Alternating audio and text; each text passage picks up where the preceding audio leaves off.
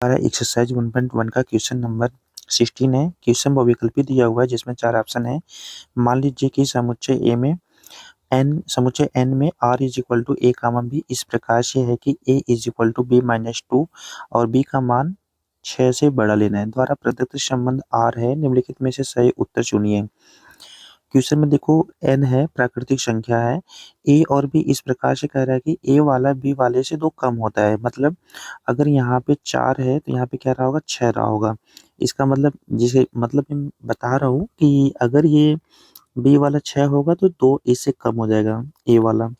ठीक, तो अंतर बोला है, मतलब a और b के बीच में अंतर कितना होना चाहिए, 2 होना चाहिए।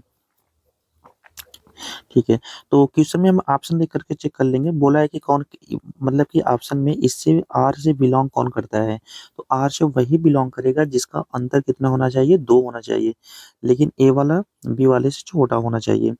तो इन दोनों का अंतर तो 2 हो रहा है, लेकिन क्या बी का मान भी बोला है कि 6 से बड़ा होना चाहिए, तो बी का मान 6 से बड़ा ना होकर के ये 6 से छोटा है, इसलिए ये क्या है, गलत हो जाएगा। 3 और 8 का अंतर तो ये 5 का हो रहा है, 2 का अंतर हो रहा है, ये भी गलत है।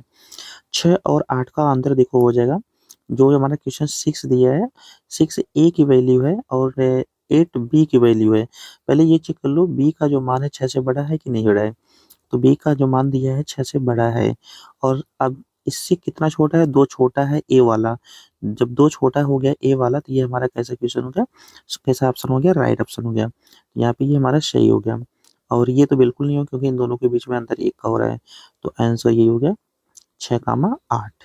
या ऐसे भी कर सकते हो, यहाँ पे 6 रख दीजिए, यहाँ पे 8 रख दीजिए, मतलब ए की वैल्यू 6 और बी की वैल्यू 8, दोनों साइड इक्वल आ जाएंगे, तब पर भी ये हमारा सही हो जाएगा।